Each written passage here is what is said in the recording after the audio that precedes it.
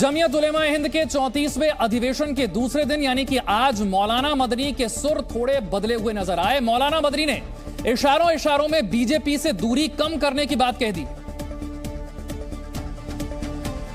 BJP के साथ ही मौलाना मदनी ने आरएसएस और मोहन भागवत का जिक्र करते हुए अपने भाषण में कहा कि हम आरएसएस और भागवत से मतभेदों को खत्म करने के लिए आरएसएस प्रमुख और उनके नेताओं का स्वागत करते हैं। हम यहाँ ये वादे कर देना चाहते हैं कि आरएसएस और बीजेपी से हमारी कोई मजहबी अदावत नहीं है, बल्कि मजहबी या नस्ली अदावत नहीं है। हालांकि मौलाना महमूद मदनी ने इसके साथ ही एक लाइन ये भी जोड़ दी कि उनका बीजेपी और आरएसएस के साथ मनभेद नहीं मतभेद है। में सिर्फ उन नजरियात से इख्तलाफ है जो समाज के मुख्तलिफ तबकात के दरमियान बराबरी, नस्ली अदम इम्तियाज और दस्तूर हिंद के बुनियादी उसूलों के खिलाफ है। मौलाना मदनी ने आरएसएस से मतभेद के पीछे की वजह भी बताई और आरएसएस के दूसरे सरसंघचालक गुरु गोलवलकर पर सवाल भी खड़े किए। गुरु गोलवलकर को लेकर उन्होंने क्या कहा, यह भी सुनिए। गुरु गोलवलकर की किताब बंच ऑफ थॉट्स पर सवाल खड़े करते हुए मौलाना मदनी ने कहा कि हम जब भी आरएसएस और उसके नजरियात की बात करते हैं तो हमें उसके माजी के सरसंघ चालक गुरु गोलवालकर की किताब बंच ऑफ थॉट के हवाले होते हैं।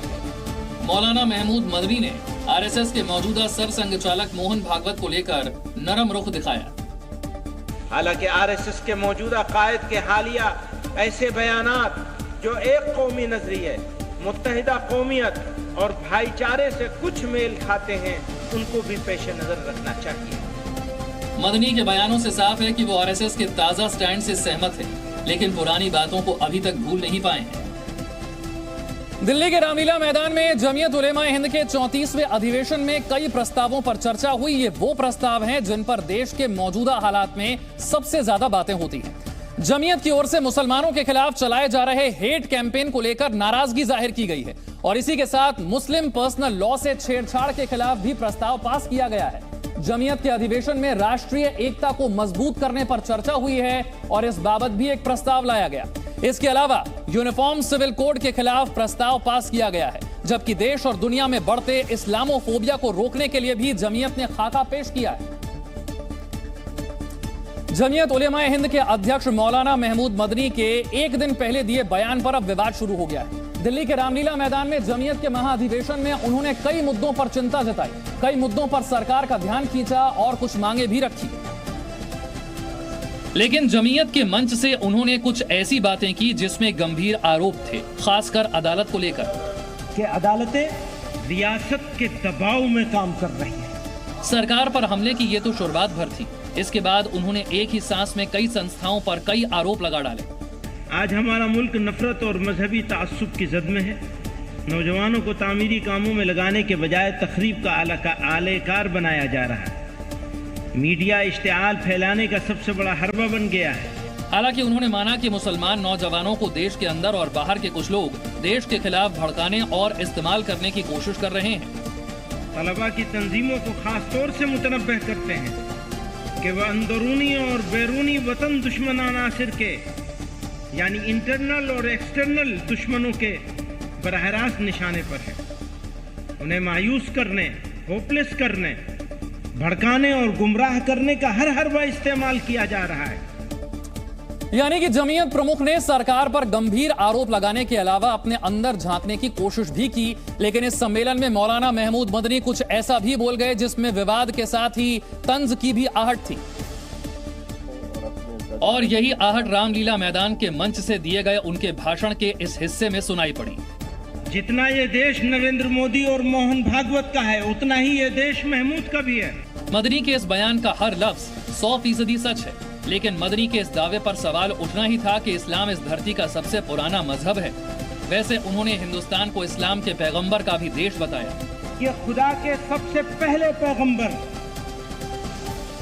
अबुल बशर सैयदना आदम अलैहिस्सलाम की सरजमीन है।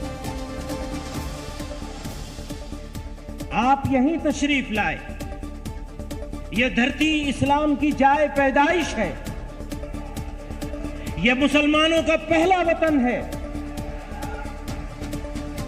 इसलिए यह कहना ये समझना और ये बोलना कि इस्लाम बाहर से आया हुआ कोई मजहब है, ये सरासर गलत और तारीखी एतबार से बेबुनियाद है। इस्लाम इसी मुल्क का मजहब है। वैसे मदनी ने भी अपने जमात के लोगों के बीच माना कि मुसलमानों के लिए भारत दुनिया के किसी भी मुल्क से बेहतर जगह है। भारत हिंदी मुसलमानों के लिए वतनी और दीनी दोनों हैसियतों से सबसे अच्छी जगह है।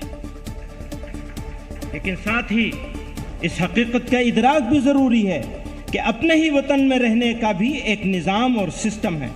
अगर वो निज़ाम दुरुस्त है तो इस मुल्क के बाशिंदों के लिए रहना आसान होगा, और वो निज़ाम बिगड़ जाएगा तो शहरियों की जिंदगी मुश्किल हो जाएगी। यानी लोकतंत्र की तमाम संस्थाओं पर सवाल उठाने वाले मौलाना कभी भारत को अच्छा बताते रहे तो कभी इसमें कमियां तलाशते रहे। लेकिन कमियां बताने का यह सिलसिला थमा नहीं। मौलाना मदनी ने अदालतों से उठते भरोसे की बात बिना किसी झिझक के की और अल्पसंख्यकों के खिलाफ हिंसा भड़काने वालों के लिए अलग से कानून बनाने की भी मांग कर डाली।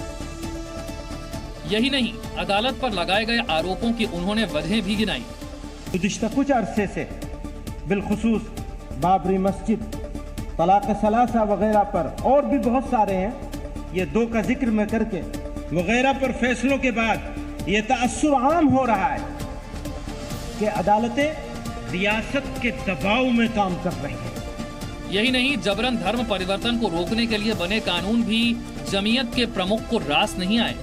रियासतों के जरिए मजहबी तब्दीली के खिलाफ कानून साजी का मकसद मजहबी आज़ादी जैसे बुनियादी हक को नुकसान पहुंचाना और उसकी आड़ में अक़लियतों को निशाना बनाना है। हालांकि तमाम आरोपों के बावजूद मदनी को इसी सिस्टम, इसी अदालत, यहीं के कानून और यहीं की सरकार पर भरोसा है। शायद यही वजह है कि उन्होंने अपनी तकरीर में सरकार से अल्पसंख्यकों के खिलाफ हिंसा से जुड़े मामलों में अलग से कानून बनाने की मांग कर डाली। नागपुर स्टेडियम में खेले गए टेस्ट मैच के तीसरे ही दिन टीम इंडिया ने ऑस्ट्रेलिया को चारों खाने चित कर दिया। पहली पारी में रोहित शर्मा के शतक और फिर अक्षर और जडेजा के अर्धशतक के दम पर 400 रन बनाने वाली भारतीय टीम के गेंदबाजों ने किसी भी कंगारू बल्लेबाज को क्रीज पर टिकने ही नहीं दिया और टीम इंडिया ने बॉर्डर गावस्कर ट्रॉफी का पहला मुकाबला पारी और 132 रनों से जीतकर सीरीज में 1-0 की बढ़त हासिल कर ली है। नागपुर टेस्ट की दूसरी पारी में भारतीय गेंदबाजों ने ऑस्ट्रेलिया को 91 रनों पर ऑल आउट कर दिया। भारत के खिलाफ किसी भी टेस्ट मैच में ऑस्ट्रेलिया का यह दूसरा सबसे कम स्कोर रहा। ऑस्ट्रेलिया की तरफ से स्टीव स्मिथ ने सबसे ज्यादा 24 रन बनाए। मानस लाबुशेन 17 रन का योगदान दे पाए। ऑस्ट्रेलिया के 7 बल्लेबाज दहाई तक भी नहीं पहुंच पाए। रविचंद्रन अश्विन ने 5 विकेट हासिल किए। मोहम्मद शामी और रविंद्र जडेजा ने 2-2 विकेट लिए, जबकि अक्षर पटेल को 1 विकेट मिला। मैच की दोनों पारियों में 7 विकेट और पहली पारी में 70 रन बनाने वाले रविंद्र जडेजा को प्लेयर ऑफ द मैच का खिताब से नवाजा गया। हालांकि बॉल पर ऑइंटमेंट लगाने की वजह से रविंद्र जडेजा को एक डीमेरिट पॉइंट दिया गया है और मैच फीस में 25% की कटौती की गई। दिल्ली शराब घोटाले में ईडी ने एक और गिरफ्तारी की है।